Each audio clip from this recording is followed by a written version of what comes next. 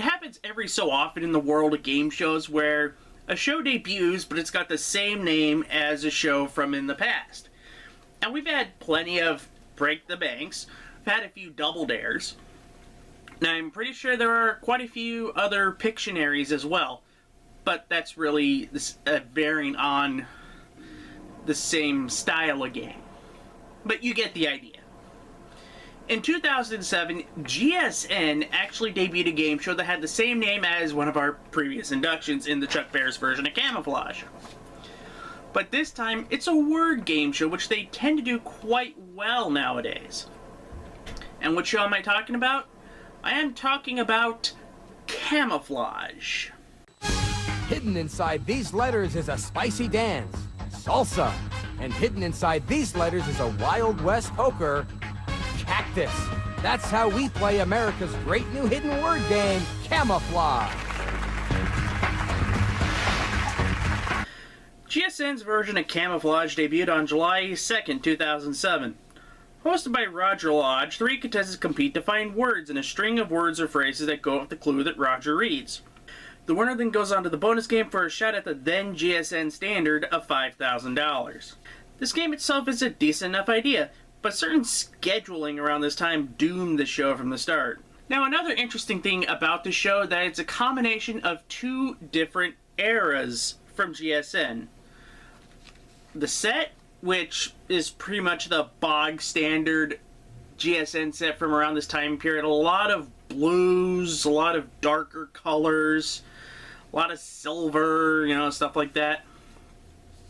But the format itself reminds me of current GSN, where it's got a decent enough idea, but it's kind of cookie cutter, but it's also got a hint of care and quality baked into it.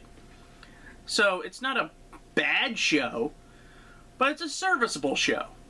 And I'll explain more about that when we talk about another serviceable aspect of the show, Roger Lodge. Welcome to Camouflage, the hidden word game where the answer is always right in front of you. Hi, everybody. I'm Roger Lodge, and let's get right to it and meet today's players, one of whom could walk out of here today with $5,000. Roger Lodge hosts this show. Fresh off of doing Blind Date and being the go-to sub-host for Jim Rome on ESPN, he finds his way onto this show. He does a pretty good job keeping the game moving and is overall a solid host. I don't have anything bad to say about his hosting, but he doesn't blow me away either. It reminds me a lot of the current GSN crop of hosts as well, so there's another bridge to the new era of GSN. I know I'm not saying much, but that's because there isn't much to talk about Camouflage. Now, what about the format? How does that bridge to the new generation of GSN originals? And the answer is simple. It's a pretty simple game, and it's quite fun. 3 contestants are shown a series of letters. What they must do is find in those letters the answer to a clue that Roger reads. Once he reads the clue, letters will drop out of the bunch to reveal the correct answer. The first person to buzz in with the correct answer scores the points. In the first round, each puzzle starts at 100 points and decreases by 10 points for each letter revealed. Also during the game is a double camouflage, and they will randomly show up once in each round. In this instance, the person who solves the first puzzle will get a chance to double their score by solving another clue using the letters in the first puzzle. If it's done successfully, the points are doubled. If not, they still score the points from the first puzzle. The trick is no extra letters are removed from the first correct answer. I like the idea of the double camouflage. It also levels the playing field to where someone doesn't run away with the game, especially in later stages. Round 2 is the same as round 1, but there are differences. Instead of 1 line, there are 2 lines of letters that would make up the answer to the puzzle with the clue given. Also, 2 letters are removed for free before the point amount ticks down from 200. Round 3 is the same as before, but now there are 3 lines and 5 letters removed for free, and the puzzles are now worth 300 points at the start before they tick down. The player with most points at the end of round 3 is the winner and plays the bonus game.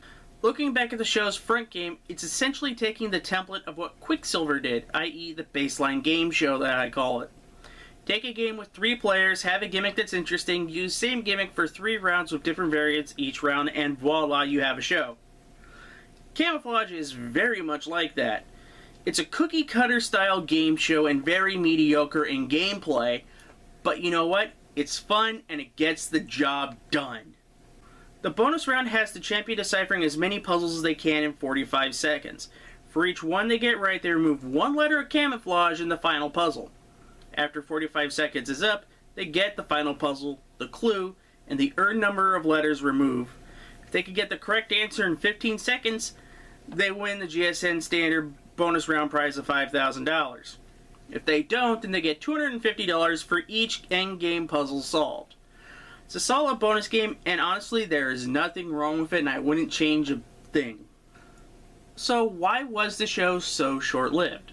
Well, one of the things I like to do is look at the schedule. You know, it's another show that we do on this channel. When the show debuted in July of 2007, it was aired twice a day for an hour block. And that meant they burned through all 40 episodes that they produced within a month. So, they burned through all those episodes and nobody watched. And I think that's the problem with burning through episodes like this. You don't really give the inclination of your audience to say, this is a good show, you should watch it. It's like, let's just dump it and get it over with. It was a pump and dump, essentially. But it was a good pump and dump show. But there also is that point in time with GSN where, unless you were lingo or you were high stakes poker, hardly anybody was going to watch your show. It's sad, but that was kind of the way things were going for the network at the time. Now, I will be honest, if this show debuted right now, in 2022, GSN said we're going to bring back Camouflage and hyped it up like the way they should, I could see the show getting 400,000 to 500,000 viewers like America Says, Common Knowledge, and People Puzzler are getting. Thus, the show would have a healthier run because it does fit the mold that current GSN has. The gameplay isn't going to blow you away, but the interactivity is there. The play-at-home factor is there. And it is in a nice package where it's not going to challenge anybody, and it's a comfort food game show, and it's perfect for this time. So oddly enough, I'm going to say this, Camouflage was ahead of its time. It was 15 years too early for GSN. It's a shame. Well, that's going to do it for me for this edition of 26 Weeks or Less. I thank you for watching. And if you have any suggestions on what you want me to cover for 26 Weeks or Less, leave a comment below. And if you like this video, please give it a thumbs up so more people will be able to see it via the algorithm. And if you haven't already, please subscribe to the YouTube channel. You know that little subscribe button that you see right below the video? I think it's right there. See right down there? That little thing? Click on it. And also click the bell, please. You know, to get the notifications and stuff like that. And if you want to help support the show and see all of these weekend videos a day before it goes public on YouTube, become a Patreon backer at patreon.com/GameShowGumbo. I'm Cindy Seidelman, and I'll see you next time. Bye.